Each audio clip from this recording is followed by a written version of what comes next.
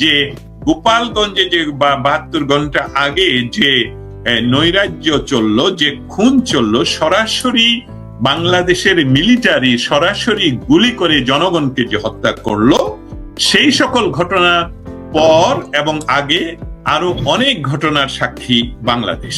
প্রথমেই আমি আনিসুর রহমান মিঠু। গোপালগঞ্জে মিলিটারি সাধারণ মানুষের উপরে নির্বিচারে গুলি করে সাধারণ মানুষ হত্যা করে। কেউ আর্মিরা বলেছে, বাংলাদেশ আর্মি বলেছে 8 জন হত্যা হয়েছে। সাধারণ মানুষরা আমাদেরকে জানাচ্ছে 50-এর উপর মানুষকে হত্যা করা হয়েছে। 300 মানুষের মতন মানুষ তাদেরকে খুঁজে পাওয়া যাচ্ছে না। আর গত 2 দিন আগের ছিল প্রায় 1000 খানেক মানুষকে গ্রেফতার করা হয়েছে। কিন্তু এখনো পর্যন্ত, এই মুহূর্তে পর্যন্ত আমরা যখন কথা বলছি, তখন সেখানে নাকি আর্মির কার্যক্রম চলছে পুলিশ রাতের অন্ধকারে। সেই সাথে বাংলাদেশে এই যে অসাংবিধানিক সরকারের সরাসরি তত্ত্বাবধানে যে সকল রাজনৈতিক দলগুলো তাদের কার্যক্রম চালাচ্ছেন, বিএনপি সহ, তারা বলছেন তারা ওখানে জনগণ হত্যা করা হলো পুলিশ এবং আর্মির গুলিতে, সেটার জন্য কোনো ধরনের প্রতিক্রিয়া না জেনে তারা বলছেন এটা নাকি স্বৈরাচার ফিরে আসার নমুনা।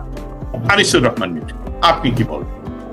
ধন্যবাদ জনাব দস্তগীর জাহাঙ্গীর ভাই এবং আমাদের শ্রদ্ধেয় নেতা উইলিয়াম প্রলয় সমদ্দার দাদা, এবং যারা শুনছেন বা আরো পরে শুনবেন, সবাইকে শুভেচ্ছা জানিয়ে আমি আমার কথা শুরু করতে চাই।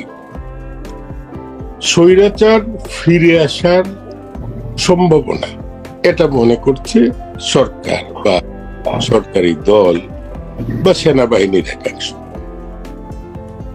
স্বৈরাচার কখনো জনসমর্থনে ফিরে আসে না। স্বৈরাচার জনগণ সৃষ্টি করে না। জনগণ যাদের ফিরিয়ে আনে, বুঝতে হবে এরা স্বৈরাচার না। পৃথিবীর কোন দেশে একটা গণ অভ্যুত্থানের পরে অভ্যুত্থানে বিজয়ীদের এত আতঙ্কিত থাকতে কখনো দেখা যায় না। এরা আতঙ্কিত যে আওয়ামী লীগ ফিরে আসবে, শেখ হাসিনা ফিরে আসবে। আতঙ্কিত কেন? মানুষ যখন অপরাধ করে তার মধ্যে কিন্তু আতঙ্ক কাজ করবে। এরা যদি কোনো অপরাধ না করে থাকে, আন্দোলন করা তো অপরাধ না, সরকার পতন তো অপরাধ না, রাজনৈতিক অধিকার, তাহলে এই আতঙ্কটা কেন? আতঙ্ক তারা জনগণের সাথে ফ্রড করেছে পদে পদে। প্রথমত তাদের সংগঠনের নাম দিয়েছে বৈষম্য বিরোধী ছাত্র আন্দোলন। যারা নেতৃত্বে ছিল এরা ছাত্র ছিল না। এদের বৈষম্য বিরোধী কোনো মানসিকতা ছিল না। এদের স্লোগান ছিল বঙ্গবন্ধুর বাংলায় বৈষম্যের ঠাঁই নাই। এদের কপালে ছিল জাতীয় পতাকা। এরা মিছিলে জাতীয় সঙ্গীত গাইতো ঢাকার রাজপথে। আমাদের মতো বহু আওয়ামী লীগ সমর্থক মনে করেছিল যে এরা প্রগতিশীল মানুষ, এরা দেশপ্রেমিক মানুষ, কিন্তু যে এরা একটা গোষ্ঠীর মানুষ। যদিও প্রধানমন্ত্রী শেখ হাসিনা বলেছিলেন যে এটা জামাত শিবির করাচ্ছে, আমরা সেদিন বিশ্বাস করিনি, জনগণ বিশ্বাস করেনি। জনগণ মনে করেছে এরা বৈষম্যহীন একটা বাংলাদেশ চায়, যেটা জনগণও চায়। এদের নামের মধ্যে ধোঁকা ছিল, এদের উদ্দেশ্যে ধোঁকা ছিল, এবং এরা বলেছে যে আমরা যদি সেদিন জয়ী না হতাম, আমরা সশস্ত্র সংগ্রামের ডাক দিতাম। দেশ জেনে বুঝেও কিছু করতে পারছে না। রোহিঙ্গাদের কাছে বিদেশি অস্ত্র রয়েছে, অসংখ্য অস্ত্র, বলা হয়ে থাকে 17 লক্ষ অস্ত্র এবং গোলা বারুদ, গ্রেনেড ইত্যাদি। কুকি চীন, এরা আমাদের দেশের মধ্যে রয়েছে। এই যে আরাকান আর্মি, এরা আমাদের দেশের মধ্যে রয়েছে। পাকিস্তানি গোয়েন্দা সংস্থারা আমাদের দেশের মধ্যে রয়েছে। 460টা উপজেলার অস্ত্র লুট আমার দেশে হয়েছে, এগুলি উদ্ধার হয় নাই। পুলিশ লাইনগুলির অস্ত্র লুট উদ্ধার হয় নাই। সেনাবাহিনী চূড়ান্ত ভাবে ব্যর্থতার প্রমাণ দিয়েছে। কিন্তু তারা গোপালগঞ্জে গিয়ে কি করলো? আমার স্বাধীন দেশের মানুষের মাথা সেনাবাহিনীর বুটের নিচে থাকবে। আমার কেনা অস্ত্রে আমার দেশের মানুষকে পাখির মতো গুলি করে হত্যা করা হবে, রাজনৈতিক দল একটার সমর্থক হওয়া কিংবা একটা এলাকার মানুষ হওয়ার কারণে, এটা কোনোভাবেই কাম্য নয়। আমার সেনাবাহিনীকে এত হিংস্র, এত নিষ্ঠুর, এত একপেশে, হৃদয়হীন, বিবেকহীন আমরা দেখতে চাই না। আমার দেশের সেনাবাহিনী নিয়ে আমরা গর্ব করতাম, সেই গর্ব আজকে কোথায় যাচ্ছে? বাংলাদেশ কোথায় যাচ্ছে? এরা বাংলার জাতীয় সঙ্গীত পরিবর্তন করতে চায় এবং এই সেনাবাহিনী চক্রান্ত করে এই কিছু মানুষকে সামনে রেখে, তাদেরকে মিথ্যা ছাত্র বলে তাদেরকে সামনে রেখে তাদেরকে দিয়ে আন্দোলন করিয়েছে। তাদেরকে যখন বলে যে তোমরা আমাদের বিরুদ্ধে বলো, তারা সেনাবাহিনীর বিরুদ্ধে স্ট্যাটাস দেয়, সেনাবাহিনীর বিরুদ্ধে বক্তব্য দেয়। এগুলি জনগণের সাথে ধোঁকা, প্রতারণা করা হচ্ছে। বৈষম্যহীন সমাজের কথা বলে প্রতারণার একটা রাষ্ট্র তৈরি করা হয়েছে। এই সরকার যেটা ক্ষমতায় আসলো, বাংলাদেশের একজন শিক্ষিত, জ্ঞানী, বিশ্ববরেণ্য মানুষ, তিনি এতটা নির্লজ্জ, এতটা মর্যাদাহীন হতে পারেন আমি বিশ্বাস করতে চাইনি। উনি বললেন, একটা সংবাদ দেওয়া হলো 6 তারিখে টেলিভিশনে, যে সেখানে হাইকোর্টের রেজিস্ট্রার, ওনার নাম হচ্ছে ভুইয়া সাহেব, আজিজুল হক ভুইয়া সাহেব, ওনার ছবিটা দেখানো হলো টিভিতে। বলা হলো যে বাংলাদেশের প্রধান বিচারপতি সহ জ্যেষ্ঠ বিচারপতিরা একমত হয়েছেন যে এই ধরনের সময় একটা অন্তর্বর্তীকালীন সরকার করা যায়। সেটার লিখিত দলিল তাদের কাছে তারা পেশ করলেন, সরকার, আসিফ নজরুলরা, এবং সেখানে যে সই জাল করা হলো, আমরা বিশ্বাসই করতে পারিনি কিভাবে এটা সম্ভব। এর পরদিন বলা হলো যে একটা বিচার বিভাগীয় কু হবে, টেলিভিশনে নিউজ দেয়া হলো যে ফুল বেঞ্চ রেফারেন্স কোর্ট ডেকেছে হাইকোর্ট, চিফ জাস্টিস। কিন্তু সেনাবাহিনী যখন তাদের কাছে আটক লোকদের নাম দিলেন 5 তারিখে, যারা তাদের সেখানে সেনা প্রধান বিচারপতি এবং এনায়েতুর রহিমের নাম, যাদের স্বাক্ষর জাল করে একটা জাল কাগজের উপর শপথ নিতে হবে ইউনূসের মতো বরেণ্য ব্যক্তিকে। উনি যদি মর্যাদাবান হতো, শিক্ষার প্রতি যদি ওনার সামান্যতম শ্রদ্ধা থাকতো, উনি এই অশিক্ষিতের মতো কাজ, একটা তস্করের মতো কাজ উনি করতেন না, করা উচিত হয়। নোবেল লরিয়েট মানুষ বাংলাদেশের একটা জাল কাগজের উপর ভর করে শপথ করতে হবে কেন? উনি প্রয়োজনে একদিন পরে করতেন, আরেকজনকে প্রধান বিচারপতি বানিয়ে তার মাধ্যমে রায় নিতেন, তাহলেও তো মিথ্যার আশ্রয়টা নিতে হতো না। আমরা কি মনে করেছিলাম, বাংলাদেশের একজন নাগরিক হিসাবে আমি মনে করেছিলাম যে ইউনূস সাহেবের চরিত্র হিপোক্রেট পলিটিক্যাল ম্যানদের মতো হবে না, একজন সত্যিকারের জ্ঞানী মানুষের মতো হবে। ওনার বিরুদ্ধে মামলা ছিল 65 কোটি টাকা উনি জরিমানা দেওয়ার কথা, ঠিক আছে। আমি ভেবেছিলাম যে উনি আইনের প্রতি শ্রদ্ধা দেখাবেন, উনি কোর্টে হাজির হবেন এবং কোর্টে জাজ সাহেবের সামনে হাত জোর করে দাঁড়িয়ে ওনার সাবমিশন রাখবেন। সমগ্র জাতি গর্ববোধ করতে পারত উনি যদি সেদিন আইনের প্রতি শ্রদ্ধা দেখেন। সেটা না করে কলমের খোঁচায় বলে দিলেন ওনার বিরুদ্ধে রায় বাতিল হয়ে গেছে, উনি মামলায় জয়ী হয়ে গেছে। আইনকে অশ্রদ্ধা করা। হাইকোর্টে আমরা এই সুইডেন আসলামদের মতো মাস্তানদেরকেও ঢুকার সময় কাঁপতে দেখেছি। উনি বললেন সেখানে বিচার বিভাগীয় কু হবে বলে ছাত্রদেরকে সেখানে ঢুকালেন, জাস্টিসদেরকে ভয় দেখালেন, আইনজীবীদের মারধর করালেন। এখনো পর্যন্ত গ্রেপ্তার মানুষ আইনজীবীর সাথে কথা বলতে পারে না, আইন অঙ্গনকে ধ্বংস করে দিলেন।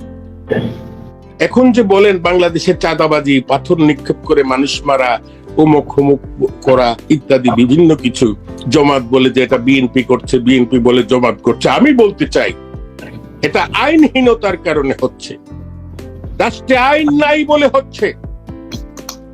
যে স্কুলের হেডমাস্টার ঠিক, ওই স্কুলের দারোয়ানও ঠিক থাকে। আমার দেশের হেডমাস্টার নষ্ট বলে আজকে আইনের প্রতি কারো ভয় নাই। আইন তুচ্ছ, আইন কিচ্ছু না। জজ সাহেব, ম্যাজিস্ট্রেট সাহেবদের বাচ্চা ছেলে বৈষম্য বিরোধী এরা পরিচয় দেয়। এরা গিয়ে বলে, এই জজ জামিন দিবি না, আমরা ধরে দিছি। এটা একটা রাষ্ট্র হলো? এরকম করতে পারে? জিয়াউর রহমান সামরিক শাসক ছিলেন, এরশাদ সামরিক শাসক ছিলেন, তাদের দল আছে বাংলাদেশে এখনো। তারা ক্ষমতায় থাকতে তাদের দলের মিটিং করাবার জন্যই তো সেনাবাহিনীর ট্যাঙ্ক নিয়ে গিয়ে আয়োজন করে দেয় নাই। সেনাবাহিনীর দায়িত্ব একটা গিনিপিগ, ইউনূসের গিনিপিগ দলের নিরাপত্তা বিধানের জন্য এরা সাজোয়া যান নিয়ে যেতে হবে। এরা যখন প্রাণ ভয়ে পালায়, বলে পুলিশ বলেছে আমরা আপনাদেরকে ঢাকায় পৌঁছে দেব, এরা বলছে যে না, আমরা আপনাদের গাড়িতে দিয়ে যেতে নিরাপত্তাহীনতায় ভুগছি, আমাদেরকে ট্যাঙ্ক দিয়ে নিতে হবে। এই বীর পুরুষদের চরিত্র তো বোঝা গেল। এদেরকে বীর পুরুষ বানিয়ে রেখেছে সেনাবাহিনী, এদেরকে ঢাকায় নির্ভয়ে চলার ব্যবস্থা করে রেখেছে সেনাবাহিনী, এদেরকে 5 তারিখে এগিয়ে দিয়েছিল সেনাবাহিনী, যেই সেনাবাহিনী গণভবনের তালা খুলে দিয়েছিল। তালা ভেঙে কাউকে ঢুকতে আমরা দেখি নাই। সংসদের তালা খুলে দেওয়া হয়েছিল, তালা ভেঙে সংসদে ঢুকতে আমরা কাউকে দেখি নাই। ওরা ঠেকানো তো দূরের কথা, নিজেরা ব্যবস্থা করে রাষ্ট্রকে অকার্যকর রাষ্ট্র বানাচ্ছে, বাংলাদেশকে আফগানিস্তানের মতো রাষ্ট্র বানাবার উদ্দেশ্য নিয়ে, বাংলাদেশকে পাকিস্তানের মতো, সিরিয়া লেবাননের মতো অকার্যকর রাষ্ট্র বানাবার উদ্দেশ্য নিয়ে এরা সুপরিকল্পিত ভাবে এসব করছে। এখনো মিটিং এর এতদিন পরেও গোপালগঞ্জে মানুষের বাড়িতে গিয়ে পুরুষদেরকে খোঁজা হচ্ছে, মানুষদেরকে ঘরে ঢুকে পিটানো হচ্ছে। অর্থাৎ একটা পরিবেশ তৈরি করা যাতে জনগণ এবং সেনাবাহিনীর মধ্যে একটা যুদ্ধ হতে পারে, একটা গৃহযুদ্ধ যাতে লেগে যেতে পারে, তাহলে এরা দীর্ঘমেয়াদী ক্ষমতায় থাকতে পারবে, কেউ আর নির্বাচনের কথা বলবে না, এদের উদ্দেশ্য সফল হবে। ইউনূস জানে যে কোনো সময় তাকে পতন তার ঘটে যাবে, এজন্য দ্রুত সে তার সবকিছু করে নিচ্ছে, এজন্য দ্রুত তার রায় করিয়ে নিয়েছে, জরিমানা দিতে হবে না। দ্রুত সে একটা বিশ্ববিদ্যালয় নিয়েছে, একটা মেডিকেল কলেজ নিয়েছে, এবং এই যে বিকাশ অ্যাপের মতো একটা অ্যাপ, এটা গ্রামীণ ওয়ালেট নাম দিয়ে সেটাও নিয়েছে, আদম ব্যাপারী লাইসেন্স পর্যন্ত নিয়েছে, সব তার নিজের নামে। 84 বছর বয়সে একটা বৃদ্ধ মানুষ এত লোভী হয় কিভাবে? এই সম্পদ যাবে কারা? এই টাকা কার? এই টাকা যাবে কোথায়? ওনার একটা ছেলে মেয়েও তো বাংলাদেশে থাকে না, বিদেশে থাকে, কোনোটা মুসলমানও হয় নাই, কোনোটা বাংলাদেশে যায়ও নাই, জীবনে বাংলাদেশ দেখে নাই। এই সমস্ত মানুষগুলি তোমার টাকার জন্য তো বসে নেই, তাহলে এই রোজগার কেন? আপনি তো 1000 বছর বাঁচবেন না। মৃত্যুর পরেও তাকে যেন ঘৃণা করে মানুষ, সেই পরিবেশ তিনি করে যাচ্ছেন। ওনার লোভী মানসিকতা আমাদের সামনে এসেছে।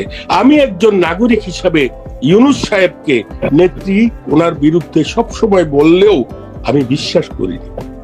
আমার ধারণা ছিল একটা জ্ঞানী মানুষ, শিক্ষিত মানুষ, বিশ্ববরেণ্য মানুষ, অবশ্যই তিনি বিবেকবান হবেন। এরকম একটা মানুষ এতটা বিবেকহীন, নিষ্ঠুর, হিংস্র হতে পারে, এতটা হিপোক্রেট হতে পারে, চিন্তাও করা যায় না। ওনাকে ওনার ছেলেরা বললো যে আপনার এই মন্ত্রণালয়ে তো এই আওয়ামী লীগের লোক আছে।